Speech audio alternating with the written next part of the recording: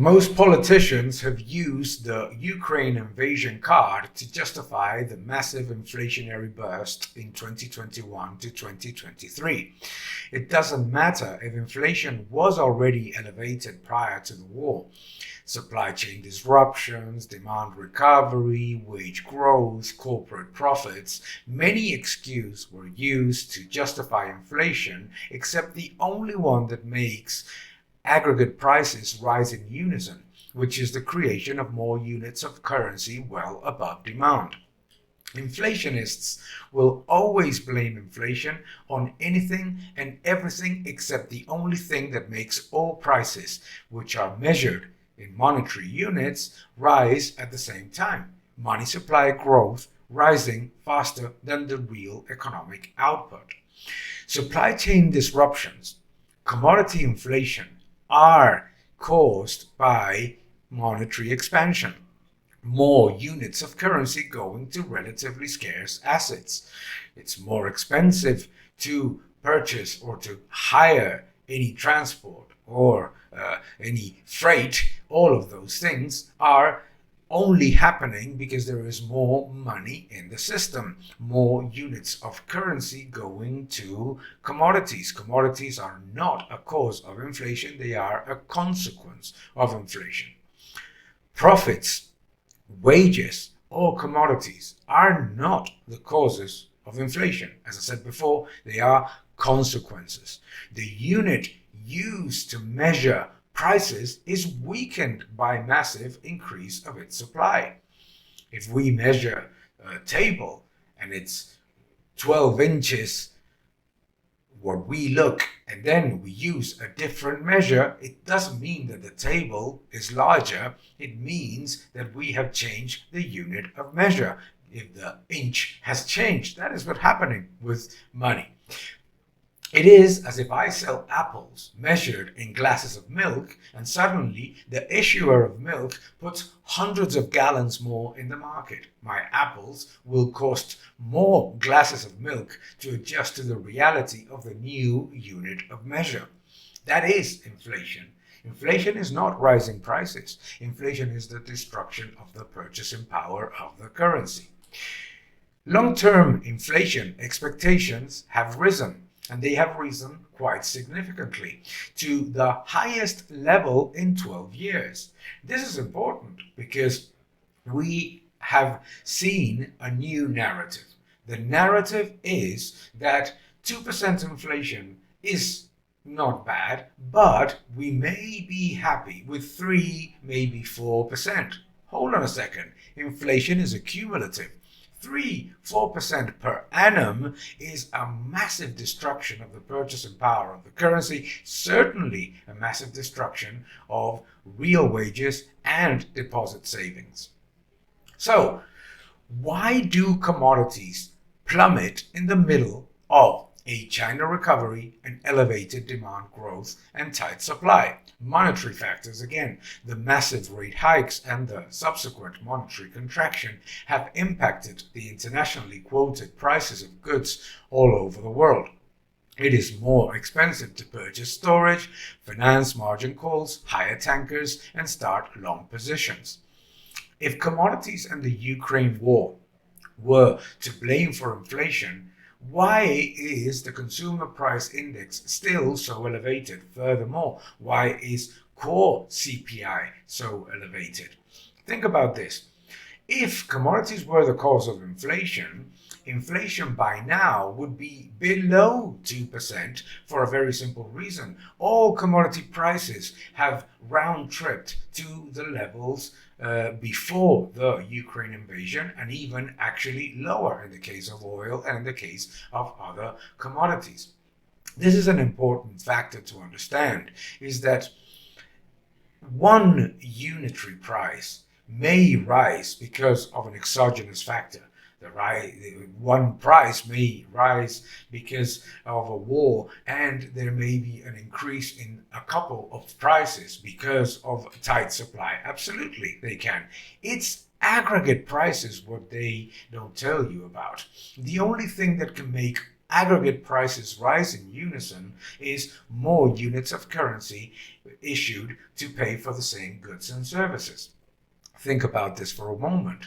If the quantity of money was the same and 1, 2, 3 prices of important goods rose significantly, what we would have is less units of currency to pay for all other goods and services. To understand this, a war is not inflationary. A war would be massively disinflationary if you think about this, if the quantity of money was the same. The only thing that can make a war generate a massive increase in prices all over the goods and service spectrum is if the quantity of money remains massively higher than the demand.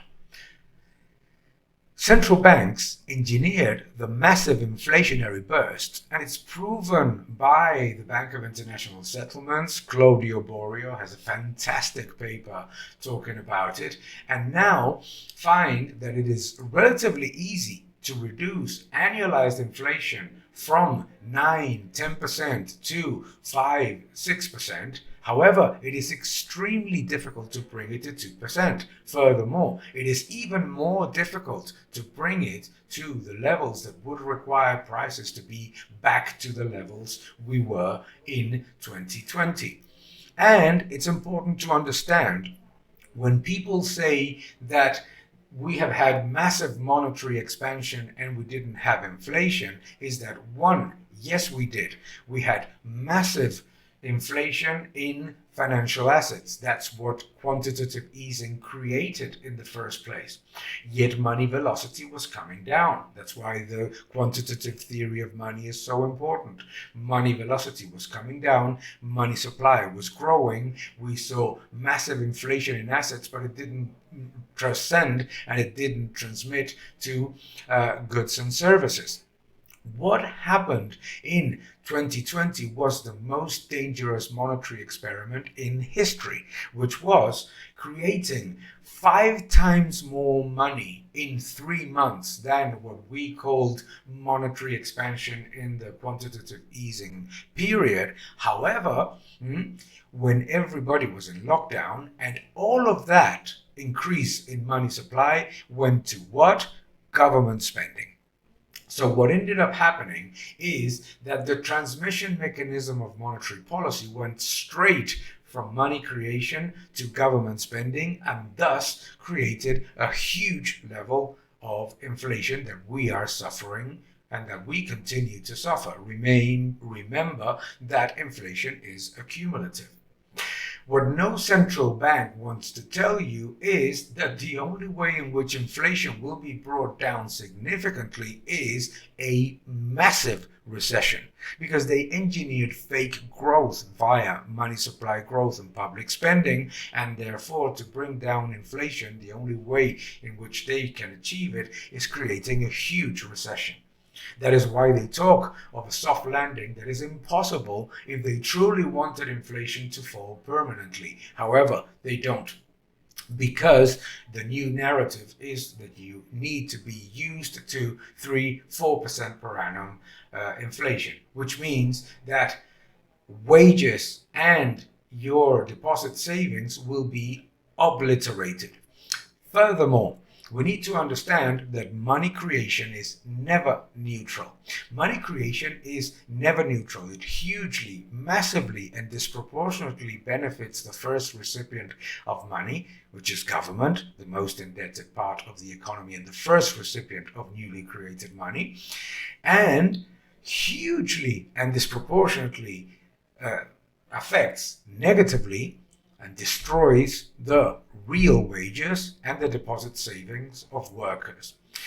Artificial money creation, however you want to look at it, be it printing money for the people, which is printing money for the government, or quantitative easing, is exactly the same. It's diluting the wealth of the economy and transferring wealth from deposits and wages to the indebted. It is a massive increase in inequality from those that earn to those that borrow. What no central bank wants to tell you is that the entire burden of monetary policy normalization is going to fall on families and the private sector, because no government is adjusting its spending from the massive increase of 2020. They continue to spend as if nothing mattered, and all of their deficits will be refinanced. So, credit contraction will fall on families. Credit contraction and monetary normalization will fall on families and businesses through the contraction of the economy, the reduction of access to credit, and a much tighter environment for wages and for savings. What nobody wants to say is that if central banks go back to easing in the second half of this year, inflationary pressures and the subsequent impoverishment of all citizens will persist. Inflation is a hidden tax.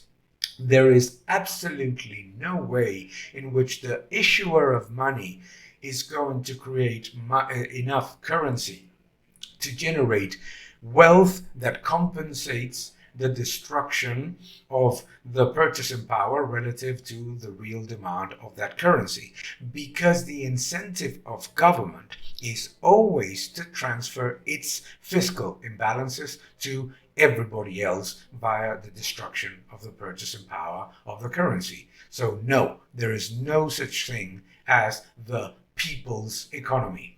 It is a massive nationalization of the economy, which puts government bloated spending as the key principle of managing the expectations of growth and jobs. And governments don't create wealth, they consume it. Don't forget it. Keep defending freedom. Thank you for watching this video. Please subscribe to my channel, like my videos, leave your comments below, and keep defending freedom. Thank you very much.